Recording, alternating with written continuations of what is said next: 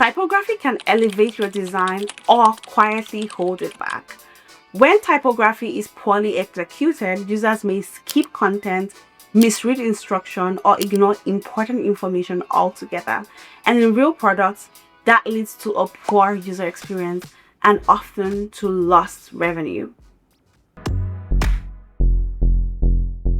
Do you struggle to comprehend industry jargons as an early career UX or product designer? If so, don't worry, because you are exactly who the series was made for. I've put together a full A to Z guide to product design terms to help you understand and use them confidently in your communication, so you can set clear expectations and clearly show your value as a designer. So far, we have covered letter A through S, and today we are on letter T. And our word for today is, drum roll, typography.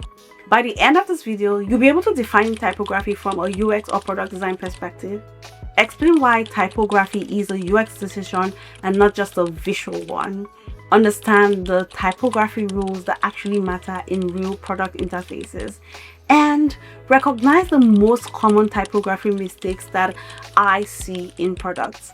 Let's get into it. What is typography in product design? Now, quick clarification before we move further.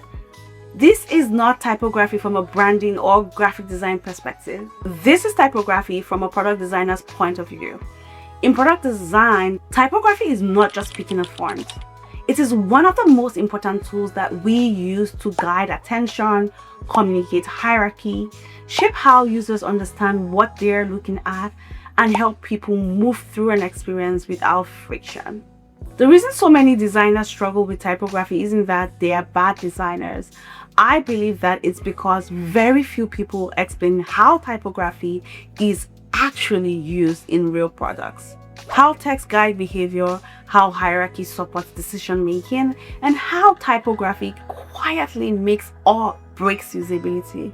So here's the definition that I want you to remember. Typography is the way text is structured so that users can read, understand, and act without friction. If users skip important content, misread instructions, or feel overwhelmed by text, that's not just a UX issue, that's a typography failure. Now, typography does have anatomy, just like a human being. Yes, they have anatomy. Things like kerning, tracking, ascenders, descenders, and X heights. I won't be cramming all of those into this video. We will do a proper deep dive in another video in this series, so watch out for that. Now, today is about understanding how typography actually functions in products so you can make better design decisions with confidence. Why typography is a UX or product design decision. Now that we've defined what typography is in product design, let's talk about why it's actually a product design decision, not a visual one. Typography is often treated like, I'll fix this at the end once the layout looks nice. But in real products, typography is doing heavy UX work long before visuals come into play. Typography directly affects how users think and behave. Typography influences how fast users can read, what they notice first, what they ignore, whether they feel confident or confused, whether they complete a task or abandon it. That's not visual design, that's user experience. Let me make this concrete. Now, imagine a pricing screen. You have the plan, the name, the price, supporting details, and the call to action. If the typography hierarchy is unclear, users hesitate, they reread, and they second guess. Not because the product is bad, but because the information isn't prioritized clearly. Good typography answers silent users' questions. What is this? How much does it cost? Is this for me? What should I do next? If users have to think too hard to answer these questions, that's friction. And friction in UX or product design is a problem. Now let's take another example. Think about a form. If the labels are too small, the helper text blends into the background, or error messages look the same as neutral text, then users might miss things. They would make mistakes, they'll get frustrated. And that's not because they are careless, it's because typography didn't clearly communicate state, importance, or feedback. Typography helps users avoid errors, recover from errors, and feel supported while completing tasks. Typography also shapes perception and trust. If the text is too small, or tightly spaced, or has low contrast, or is inconsistently styled, the user subconsciously feels this product doesn't feel polished, and trust drops. Conversion drops, engagement drops, confidence drops, even though the product technically works. Typography rules that actually matter in real product interfaces. Now that we understand why typography is a UX or product design decision, let's talk about why it actually matters. Rule 1. Hierarchy is everything. If typography only did one job in product design, it would be this. It would create clear hierarchy. Hierarchy answers a very simple user question. What should I read first? In real products, users don't read, they scan. Typography needs to make it obvious. What's the main message? What's the supporting information? What's actionable and what's secondary? Hierarchy is created through font size, font weight, spacing, and placement, not just colors alone. Now here's a quick test. If you remove all colors from your screen and the hierarchy disappears, your typography wasn't doing its job. I have a video on hierarchy in letter H of the series, so feel free to take a look. Rule 2. Don't make users work to read. This is where a lot of designers unintentionally create friction. Typography should feel effortless. That means paying attention to line length, line height, and font size. Here's a general guideline. Body text should usually fall between 45 to 75 characters per line. Line height should increase as font size increases. Mobile needs more breathing room than desktop. When text is too small, users strain. Too tight, users lose their place. Too wide, users get fatigued. If users feel tired reading your interface, they disengage. Rule 3. Consistency builds trust. In product, consistency matters more than creativity.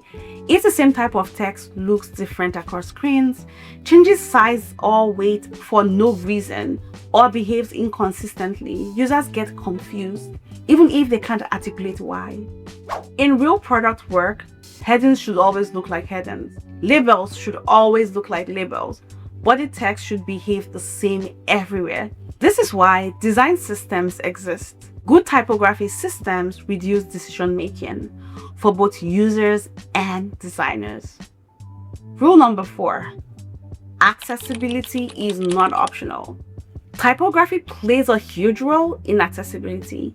Your text must work for the users with low vision, users relying on screen readers, users viewing content in bright lights, users zooming text, or using assistive tools. That means sufficient contrast, readable font, clear sizing, clear letter forms, and not relying on color alone to convey meaning. If someone can't read your product, they can't use your product. And that's not the edge case, that's a design failure. Rule number 5. Fewer fonts, better UX. Here's a rule that surprises a lot of designers. Most real products use one typeface, sometimes two, but barely more. Why? Because fewer fonts reduces cognitive load, improves learnability, scales better across teams, and makes interfaces feel more cohesive. Great typography in product is often boring, and that's a compliment. It works quietly, consistently, and reliably. Rule 6. Typography must survive real content. This one is very critical. Typography should not only work with perfect placeholder text, short titles, ideal content length, it needs to survive long names, error messages, localization, dynamic content, and edge cases. If your typography breaks when content changes, it's not production ready. Common typography mistakes that I see in products. Now let's talk about the mistakes because this is where typography holds products back. These aren't beginner-only errors. I've seen every one of them show up in real product reviews and portfolios. Mistake 1. Treating typography as decoration. This is the most common one. Typography gets treated like, let me make it look cool, instead of, let me make it easy to understand. In products, typography isn't there to impress. It's there to communicate clearly and quickly. If your typography decision can be explained in terms of user understanding, it's probably decorative, not functional. Mistake 2. Weak or inconsistent hierarchy. This shows up constantly. You'll see headings that look like body text that competes with labels, too many font sizes with no clear purpose. When hierarchy isn't clear, users don't know what matters most, where to start reading, and what actions to take.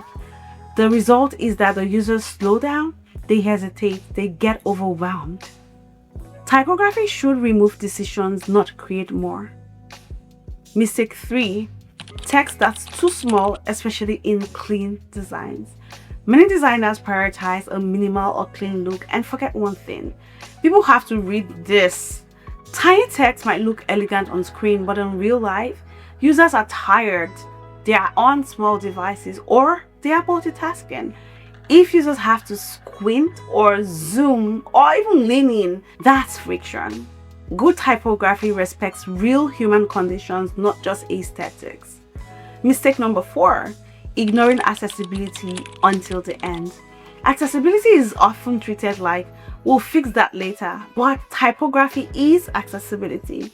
Common issues I see is low contrast text, colors being the only indicator of importance, text that break down when users increase font size, and poor readability for screen readers. If someone can't read your content, they can't use your products. That's not an edge case. That is a core UX failure. Mistake number 5. Too many fonts or text styles. This one usually comes from enthusiasm. Designers want personality, so they add multiple fonts, too many weights, and too many styles. But this creates visual noise, cognitive overload, and inconsistency across screens. Most mature products rely on one typeface, a small, well-defined type scale, and clear usage rules. Mistake number 6. Designing for perfect placeholder text. This is a big one, like a huge one, especially in portfolios. Typography looks great when the title is short, the name fits perfectly, text wraps, but real products deal with long names, error messages, localization, and dynamic content. Now that you know what typography is in product design, why it is a UX decision, the rules that actually matter, and the mistakes to avoid, you're already thinking about typography the way product teams expect you to. And that's the goal. If you found this video helpful, give it a thumbs up. It helps more designers discover the series. And if you are new here, subscribe so that you don't miss the next letter in the A to Z of product design series. Thanks for watching, and I'll see you in the next one.